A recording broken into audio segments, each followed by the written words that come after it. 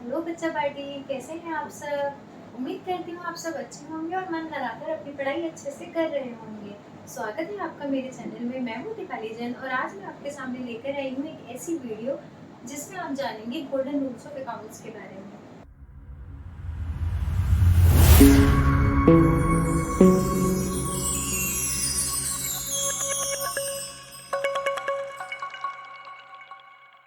तो बच्चों, क्या होते हैं ये रूल्स ऑफ अकाउंट्स, इसके बारे में हर एक कॉमर्स के बच्चे ने जरूर सुना होगा, क्योंकि इन्हीं रूल्स के ऊपर हमारा पूरा अकाउंट्स टिका हुआ है। तो चाहे 11th-12th के बच्चे हो, बीकॉम के बच्चे हो, सीए के बच्चे हो, या फिर और भी किसी कोर्स की तैयारी कर रहे हो, और अगर उनके पास अकाउंट्स है तो हमेशा ये रूल्स के बेस पर ही बच्चे अपनी बाकी की जनरल एंट्रीज करते हैं, उसके बेसिस पे बैलेंस शीट फाइनल करते हैं। तो बच्चों, आपको नहीं लगता कि जब आप इस रूल से अपनी एंट्रीज को करते हो तो बहुत ज़्यादा टाइम लग जाता है। तो इसीलिए मैं आपके लिए लेकर आई हूँ एक छोटा सा क्रक्स, जिससे आप बहुत इजीली ये सारी एंट्रीज को कर पाएंगे बिना अपना टाइम वेस्ट किए। ओके, क्योंकि एग्जाम्स में क्या होता है, अगर हम ये रूल्स के ऊपर एंट्रीज करते हैं तो हमारा पेपर छूट जाता है, तो हमें थोड़ा सा फास्ट तरीके से अपनी एंट्रीज को करना पड़ता है। तो अब मैं आपको एक छोटू सा चार्ट समझा दूंगी, जिसमें आपको बहुत वन लाइनर में सारी बातें समझ आ जाएगी। जी हाँ, सिर्फ एक लाइन में आपको पूरा अकाउंट समझ आ जाएगा। बिलीव मी,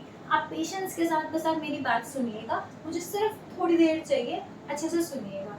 तो वो लाइन है वन लाइनर जिसकी मैं बात कर रही थी।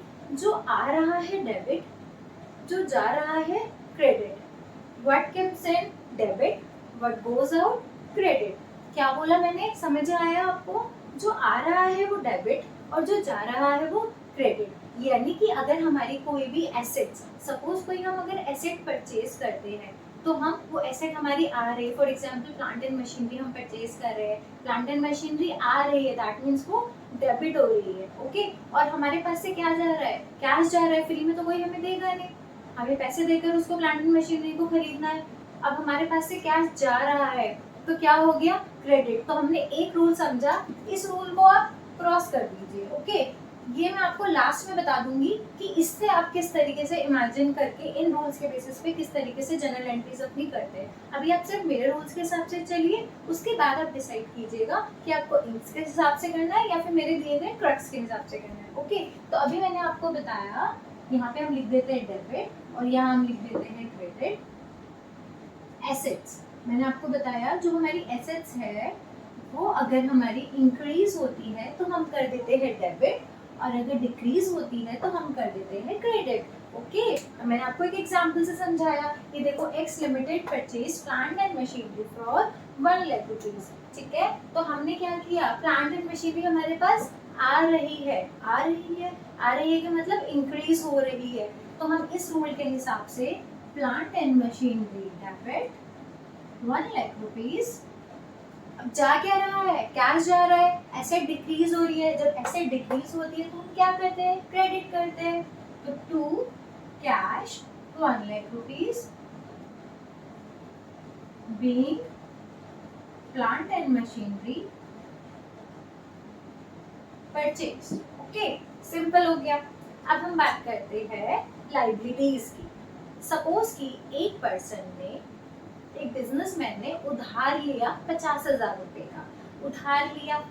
फ्यूचर में वो उसकी क्या है, उधारी है, फ्यूचर में उसको पे करने हैं इसके पैसे। 50,000 रुपए वो फ्यूचर में पे करेगा। अब जब वो पे करेगा तो उसके पास से कैश जाएगा, कैश जाएगा। यहाँ पे हम अगर उधारी को पे करेंगे तो कैश हमारा क्रेडिट होगा। क्यों होगा कैश क्रेडिट, एसेट्स अगर घटती है तो क्रेडिट करते हैं अपने इस छोटू से रूल के हिसाब से। तो कैश हमने कर दिया क्रेडिट और लाइबिलिटीज हमारी खत्म हो जाएगी। अब आप ये देखो, अकाउंट्स में हर एंट्री के 2 जगह इफेक्ट जाते हैं या 3 जगह जाते हैं, जिसके बारे में हम आगे बात करेंगे। तो अब कैश घट रहा है यानी कि लाइबिलिटीज खत्म। पूरे 50, जो मैंने भी आपको जनरल एंट्री समझा रही हूँ, उसमें 50,000 रुपए उधार लिया था, कैश पे कर दिया, लाइबिलिटीज खत्म, लाइबिलिटी कर दी। अब ये क्रेडिट है तो डेबिट क्या करेंगे, लाइबिलिटीज डेबिट 50,000। इसका क्या मतलब है, इससे क्या कंक्लूजन निकला, लाइबिलिटी जब पे कर रहे हैं तो डेबिट है। इसका मतलब जब हमने एक्चुअली में जिस दिन पे हमने उधार लिया था उस दिन हमने अपनी लाइबिलिटीज को कर दिया था क्रेडिट, क्रेडिट किया था। तो अब हमारा क्या बना, यहाँ पर हमारे चार्ट में लायबिलिटीज अगर बढ़ती है तो क्रेडिट और वाइस वर्सा, लायबिलिटीज घटती है तो डेबिट। ओके, अब अपनी जनरल एंट्री पे आते हैं। X limited has taken loan for ₹50,000 from B limited. B limited से लोन लिया है 50,000 का। अब क्या आ रहा है? कैश आ रहा है, कैश आ रहा है, कैश एसेट्स है, एसेट्स इंक्रीज, डेबिट। हमने लिखा है यहाँ पर कैश अकाउंट डेबिट 50,000 टू किससे लिया हमने? बी लिमिटेड से। जो लायबिलिटीज है हमारी बढ़ती है तो क्रेडिट, हमने कर दिया credit. Being loan taken from B limited. देखा बच्चों कितना इजी लग रहा है। अभी आप क्या करते थे? जब real account, personal account, nominal account से करते थे तो पहले आपको क्या करना पड़ता था? पहले आप सोचते थे कि कैश अकाउंट कहाँ जाएगा? कैश अकाउंट रियल अकाउंट में जाएगा। और रियल अकाउंट का क्या रूल होता है? Debit what comes in, credit goes out. Okay, B limited क्या होता है? बी लिमिटेड वो जाएगा पर्सनल अकाउंट में। पर्सनल में debit the receiver, credit the giver. अब आप हर एक जनरल एंट्री की एक एक कंटेंट को आप क्या करते थे? यहाँ पे रख रख के देखते थे कि रियल में आएगा, पर्सनल में आएगा कि नॉमिनल में आएगा। उसके बाद आप क्या करते थे? ये वाले रूल्स को फॉलो करते थे। तो टाइम कितना ज्यादा वेस्ट हो रहा था, लेकिन ये चार्ट आपको सारा टाइम आपका बचाने में मदद करेगा। ओके, तो बच्चों अब हम बात करते हैं कैपिटल की। कैपिटल क्या होती है? अच्छा देखो, ये है मिस्टर ए और ये इसका छोटा सा बिजनेस है। इसने बिजनेस किया है किसका? मोबाइल का। ठीक है, तो ये इसकी फर्म है mister A and company. Okay, mobile का ये बिजनेस करता है। अब मोबाइल का बिजनेस जब इसने स्टार्ट किया होगा तो पैसा तो लगाया होगा। पैसा लगाया, इसने अपना कैश इंट्रोड्यूस किया, हो सकता है कुछ मशीनरी वगैरह भी लगाई हो, कुछ स्टॉक डाला हो, मोबाइल्स अपने डाले हो। तो इस तरीके से उसने अपना बिजनेस स्टार्ट किया। अब कल को जब ये फ्यूचर में अपना बिजनेस सपोज बंद करना पड़ता है इसको, तो क्या ये वापस से अपने पैसे मांगेगा? बिल्कुल मांगेगा। अब देखो, लॉ की लैंग्वेज में एक बिजनेस और बिजनेसमैन वो दोनों अलग अलग चीजें होती है। ठीक है, दोनों अलग अलग पार्टीज है। इसे कहते हैं सेपरेट लीगल एंटिटी। इसके लिए मैं एक अलग सी वीडियो बनाऊंगी जिसमें आपको प्रॉपर एक्सप्लेन करूंगी कि थ्योरी में हमें कैसे लिखना है अगर आ जाए एग्जाम में कि सेपरेट लीगल एंटिटी क्या होता है।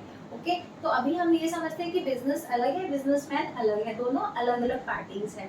तो अब फ्यूचर में ऐसा होगा क्या कि मिस्टर ए कह सकता है कि चलो भाई बिजनेस नहीं चल रहा, इतना मार्जिन नहीं मिल रहा है, मैं अपना बिजनेस बंद कर लेता हूँ। तो वो क्या करेगा? वो अब सारे अपने पैसे जो उसने डाले थे वो निकालेगा। इसका क्या मतलब है? एक बिजनेस के लिए, मिस्टर ए एंड कंपनी के लिए जो ए ने कैपिटल लगाई थी वो क्या है? वो एक उधारी है जो कि फ्यूचर में उसको पे करनी है। तो कैपिटल किस तरीके से हम ट्रीट करेंगे? कैपिटल को भी हम उधारी की तरह भी ट्रीट करेंगे। तो क्या मैं यहाँ पर लिख सकती हूँ लायबिलिटी एंड कैपिटल? अगर हमारी कैपिटल बढ़ती है तो वो हो जाएगी क्रेडिट और अगर घटती है तो डेबिट हो जाएगी। इसका मतलब जब हमने मिस्टर ए ने 50,000 रुपीज डाले हैं बिजनेस में तो एंट्री क्या होगी? बिजनेस में क्या आया? कैश आया, राइट? बिजनेस में कैश आया, कैश आने से क्या हुआ? एसेट्स बढ़ गई। एसेट्स जब बढ़ती है तो क्या हो जाती है? डेबिट। तो हम क्या लिखेंगे मिस्टर ए एंड कंपनी की जनरल एंट्रीज की बुक्स में? कैश अकाउंट डेबिट से 50,000 और कैपिटल बढ़ गई तो टू कैपिटल बढ़ी credit to capital of Mr A, या फिर हम क्या लिख सकते हैं? As capital account 50,000 being cash introduced. Okay, और अगर पैसे निकाले उसने, क्या होता है कि छोटी छोटी चीजों की जरूरत के लिए एक बिजनेसमैन पैसे निकालता भी है। इस पैसे निकालने को या फिर स्टॉक के निकालने को बिजनेस में से, या फिर बिजनेस में से कोई एसेट्स निकालने को, तीन चीजें होती है। कैश निकाल सकता है, एसेट्स निकाल सकता है, या फिर स्टॉक, जो कि बिजनेसमैन ने जिस बिजनेस को सेट किया है उसमें स्टॉक क्या होता है? उस माल को, जो माल सेल और परचेज करता है, उसको भी वो विड्रॉ कर सकता है, तो उसको कहते हैं ड्रॉइंग्स। उसको हम क्या बोलते हैं? ड्रॉइंग्स। ड्रॉइंग्स को निकालने से कैपिटल कम होती है, तो यानी कि ड्रॉइंग्स हमारा क्या हो गया? एक तरीके का खर्चा। ड्रॉइंग्स खर्चा है, हमारे सैलरी, वेजेस, ये सब भी खर्चे में आते हैं। तो हमेशा याद रखना कि जो एक्सपेंसेस होते हैं या फिर हमारी ड्राइंग्स हो गई, क्योंकि ड्राइंग्स भी एक तरीके का खर्चा है, चाहे एक्सपेंसेस हो चाहे ड्राइंग्स हो, जब वो होते हैं तो हमेशा डेबिट होते हैं। और अगर कोई इनकम होती है तो वो हमेशा क्रेडिट होती है। ठीक है, ड्राइंग्स एक्सपेंसेस हमेशा हमारे डेबिट होते हैं और इनकम हमारी क्रेडिट होती है। तो अब आपका ये चार्ट जो है वो पूरी तरह से प्रिपेयर हो चुका है। ठीक है, ये चार्ट हो गया आपका प्रिपेयर। तो आप ये देखिए, ये करने की कोई ज़रूरत नहीं है, सिर्फ आप इस चार्ट की बदौलत आराम से अपनी जर्नल एंट्रीज को कीजिए। अगर आपको वीडियो पसंद आए तो इस वीडियो को लाइक, शेयर एंड सब्सक्राइब जरूर कीजिएगा, ताकि मैं ऐसे ही सारी वीडियोस आपके लिए लाती रहूँ एकदम सिंपलेस्ट और इजी तरीके से। ओके, और बेल आइकन को प्रेस करना मत भूलिएगा। अब आप एक काम करना मेरा छोटा सा, अगर आपने ये पूरी वीडियो देखी है तो एक छोटू सा काम करना, अपनी बुक खोलना और उसमें से कुछ जर्नल एंट्रीज को निकालना और उसको ट्राई करना कि इस चार्ट से आप कैसे सॉल्व करते हैं और कितने चुटकियों में, मिनटों में सॉल्व कर पाएंगे। ठीक है, अब मैं आपके साथ नेक्स्ट वीडियो लेकर आऊँगी जिसमें मैं खूब सारी जर्नल एंट्रीज लेकर आऊँगी, उसको हम इस चार्ट से आराम से तसल्ली से बैठ के सॉल्व करेंगे, तो आपको समझ आ जाएगा कि हमारा कितना सारा टाइम बच जाता है। ठीक है, तो आप नेक्स्ट वीडियो में हम मुझसे मिलिएगा और ज़रूर आप मेरी वीडियोस देखते रहिएगा, सो दैट कि अकाउंट्स आपको एकदम सिंपल लगे और मज़े से कर पाए। Okay, bye bye.